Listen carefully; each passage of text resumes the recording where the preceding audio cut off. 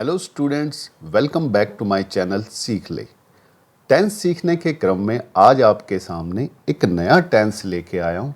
जी हाँ, past tense का जो सबसे पहला भाग है, यानी पास्ट इंडेफिनिट, जिसे सिंपल पास्ट भी कहते हैं।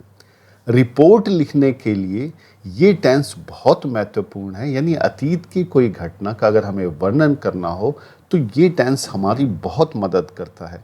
तो सभी इसको ध्यान से और पूरा वीडियो जरूर देखें ताकि कोई बात छूट ना जाए। बात करें पहचान की, तो सामान्यतः इन वाक्यों के अंत में आया, गया, लिया, दिया, चुका, चुके, चुकी आदि आते हैं। जरूरी नहीं है कि हमेशा ऐसा ही हो, लेकिन फिर भी संदर्भ से और घटना से हमें ये पता चल जाता है कि हम पास्ट की बात कर रहे हैं और ऐसा कोई काम, कोई ऐसी चीज जो अभी हुई है जस्ट। वाक्यों के माध्यम से हम देख लें। वह नहीं आया, मैंने खाना खा लिया, वह पढ़ चुका, मोनू ने पाठ याद नहीं किया, सचिन ने 10 रन बनाए, दीपा ने झूठ नहीं बोला। कई बार हमें पास्ट इंडेफिनिट और प्रेजेंट परफेक्ट या पास्ट परफेक्ट में कंफ्यूजन होता है, तो इसको हम ऐसे समझे कि वह पढ़ चुका, वह पढ़ चुका है, वह पढ़ चुका था। अगर वाक्य के अंत में है या था नहीं लगा तो हमें कुछ सोचने की जरूरत ही नहीं है, वो अपने आप पास्ट इंडेफिनिट है। जब पीछे है या था लगा होगा उसके बाद ही हम परफेक्ट पर ध्यान देंगे कि वो प्रेजेंट परफेक्ट है या पास्ट परफेक्ट। बात करें अफर्मेटिव सेंटेंसेस की, तो ये वो वाक्य हैं जिनके अंदर किसी क्रिया या कार्य के होने या करने का पता चलता है। तो पास्ट इंडेफिनिट टेंस के अंदर हम नियम देख लें कि सबसे पहले सब्जेक्ट यानी कर्ता आएगा, उसके बाद सेकंड फॉर्म ऑफ वर्ब, उसके बाद ऑब्जेक्ट, उसके बाद कोई और चीज है तो वो। ध्यान रखना है कि अफर्मेटिव सेंटेंसेस के अंदर ही पास्ट इंडेफिनिट एक ऐसा टेंस है जिसके अफर्मेटिव सेंटेंस के अंदर ही second form of verb use होती है। बाकी कहीं आपको second form of verb use नहीं करनी। कुछ उदाहरणों के माध्यम से हम देख ले। वह गया, ही वेंट, देखिए ये सब्जेक्ट आ गया, ये वर्ब की सेकंड फॉर्म हो गई। मैंने पानी पिया, आई ड्रैंक वाटर, उसने अपना काम पूरा कर लिया, ही कंप्लीटेड हिज टास्क, मैं यह पाठ दोहरा चुका, आई रिवाइज्ड दिस लेसन। इसको ऐसे भी कह सकते हैं कि मैंने यह पाठ दोहरा लिया। मोहन ने यह कार कल खरीदी, Mohan bought this car yesterday. बात करें नेगेटिव सेंटेंसेस की, यानी जिनमें नॉट आता है या हिंदी में नहीं आता है, ये वो वाक्य होते हैं जिनमें किसी क्रिया या कार्य के न करने या ना होने करने का पता चले। रूल देखें, subject plus did not plus verb की फर्स्ट फॉर्म आएगी। ध्यान रखना है कि पास्ट इंडेफिनिट के जो सिर्फ अफर्मेटिव यानी सिंपल सेंटेंसेस है वहां पर ही आपको वर्ब की सेकंड फॉर्म यूज करनी है।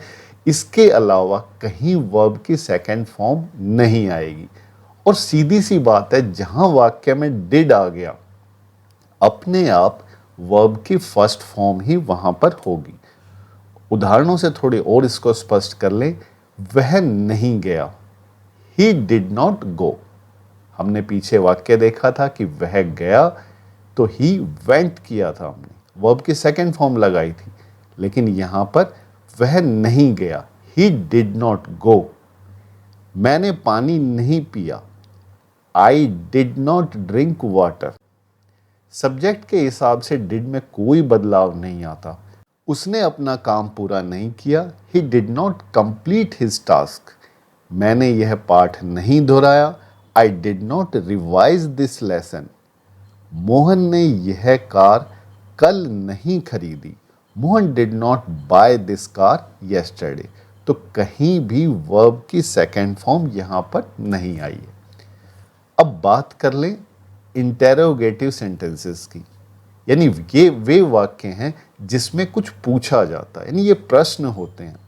तो अगर नियम की बात करें तो जो डिड नॉट में से डिड जो है वो आगे आ जाएगा। अगर प्रश्न में नॉट की ज़रूरत है तो ठीक, वरना इसकी ज़रूरत नहीं होगी। तो सबसे पहले डिड, उसके बाद सब्जेक्ट, फिर अगर नॉट का इस्तेमाल है तो ठीक है, वरना इसे नहीं लिखेंगे। फर्स्ट फॉर्म ऑफ वर्ब आएगी और ऑब्जेक्ट आएगी। ध्यान रखना है ये नियम उन प्रश्नों पर निर्भर करेगा जो क्या से आरंभ होते हैं। ध्यान रखना है जो जिनमें पहला शब्द ही क्या आएगा।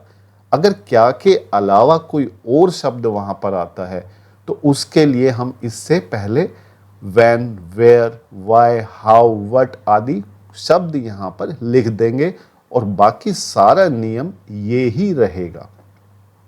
उदाहरणों से समझे। क्या वह गया?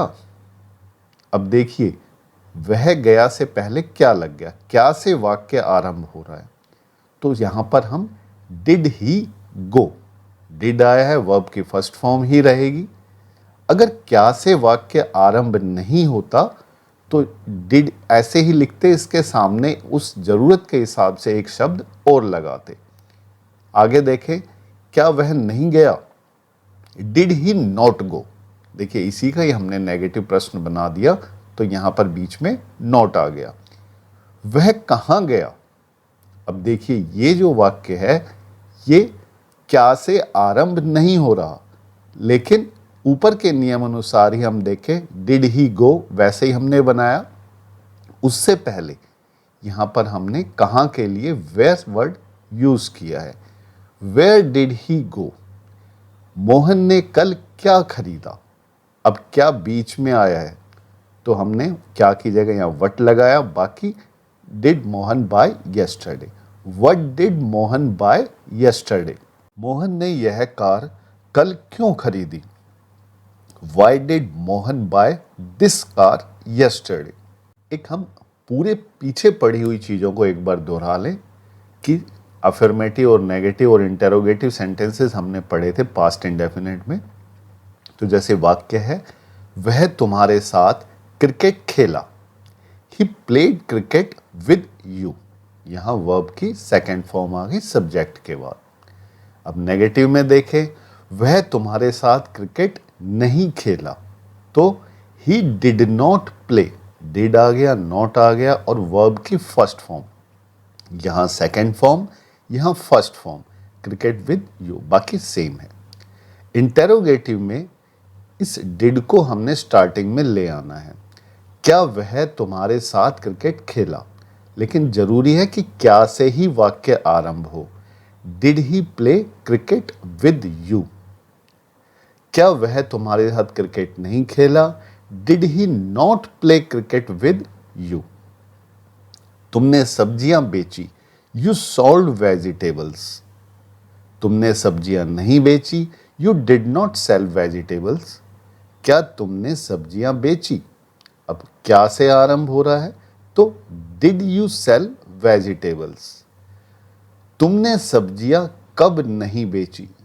अब देखिए कब आया यहां पे, ये प्रश्न क्या से आरंभ नहीं हो रहा, तो जो पूछा गया कब, क्या, क्यों, उसके लिए जो वर्ड है वो सबसे पहले आएगा। कब के लिए हमने यहां पर व्हेन का प्रयोग किया है।